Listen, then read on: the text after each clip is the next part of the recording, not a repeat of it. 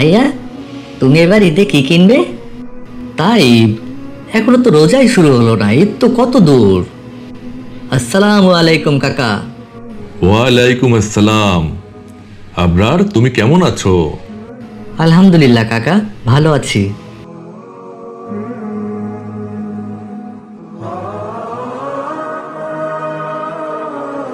তাই যখন তোমার সাথে কারো দেখা হবে তখন বলবে আসসালামু আলাইকুম। এর মানে হলো আপনার ওপর আল্লাহ শান্তি প্রদান করুন, কিংবা আল্লাহ আপনাকে শান্তিতে রাখুন, নিরাপত্তা দিন। মূলত সালাম দেওয়ার মাধ্যমে আমরা একজন মানুষের জন্য দোয়া করি, তার জন্য কল্যাণ কামনা করি। সব সময় আগে সালাম দেওয়ার চেষ্টা করবে।